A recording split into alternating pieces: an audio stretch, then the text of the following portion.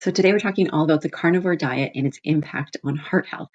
The carnivore diet has been pretty popular on social media, or perhaps maybe a friend or hairdresser has tried it, and there has been success in the health department. There's individuals who have had weight loss as a result, mental clarity, I've heard, but does it impact our heart health? So let's start with what the carnivore diet is. Basically, it's a diet that you can only eat animal products. So the entire diet is made up of meat, fish, poultry, and dairy products. It's kind of like an extreme form of the keto diet. It's a very low carb, high protein, high fat diet. And unfortunately, we don't know its impact on our heart health. It's too new that there's not enough research trials to know the long-term effects of going on this type of diet. But let's talk about what we do know.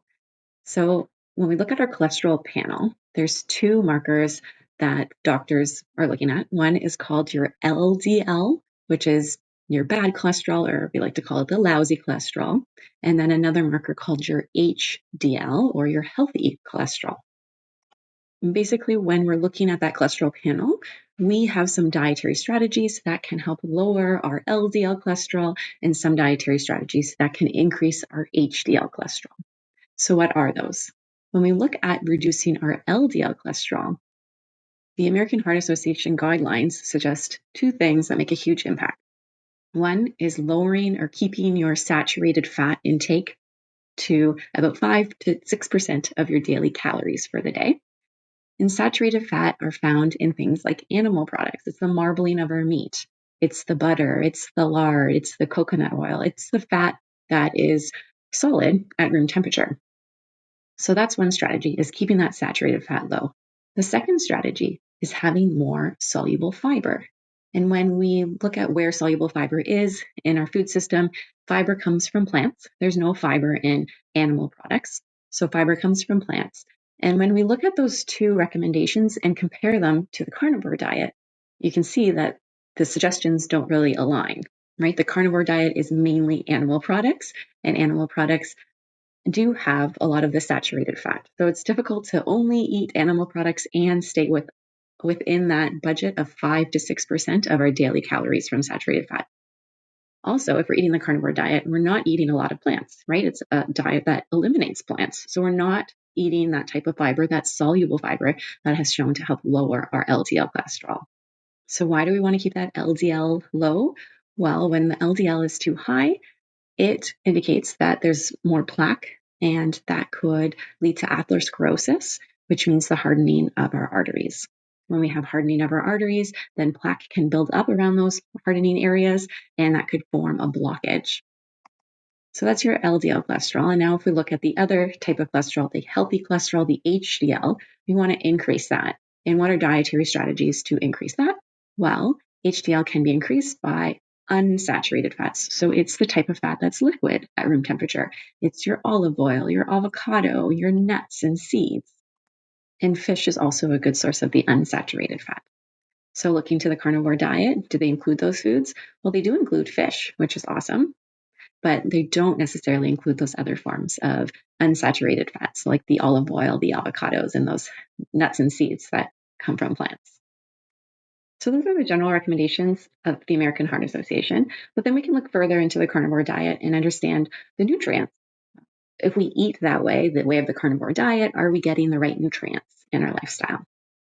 So we know that the carnivore diet is rich in proteins and B vitamins, but it also lacks the plant-based components. So it's low in fiber, low in vitamin C from our fruits and vegetables, and also low in antioxidants that are mainly found in like the pigment of our foods, the fruits and vegetables, the color, right? We want to have the color on our plate for those antioxidants and polyphenols. And then depending on the animal products that the person chooses to eat, your diet could be high in sodium. So if it's a lot of processed meats, potentially the sodium could be high, which means that your blood pressure could be impacted as well. And when we look to the actual research, does it tell us anything about the carnivore diet and heart health? Unfortunately, not much. There's one study that was a bunch of self-reports, which means people reported what they ate as well as how they felt after. And some people did report weight loss, which makes sense because it's a low carbohydrate diet. And often when individuals go onto a low carbohydrate diet, they lose a bunch of water weight. And that's because how carbohydrates are stored within our body, they're stored with water molecules. So once those carbohydrate stores are no longer, then the water also leaves our body. And that's what is attributed to that rapid weight loss once we start a low carbohydrate diet. And we also know that the American Heart Association does suggest that eating more red meat and processed meats has found a correlation to an increased risk of heart disease. That being said, we still don't know long-term what happens when you're on a carnivore diet, but these are just some ideas of what potentially could happen. So now what? If you're still interested in going onto a carnivore diet, but you're concerned about your heart health, I think the most important thing to consider is making sure you're choosing those low saturated fat options as well as the lower sodium options. So what could that look like? Well, if we look at a day for breakfast, perhaps you could have some egg whites and one egg with the yolk paired with turkey bacon.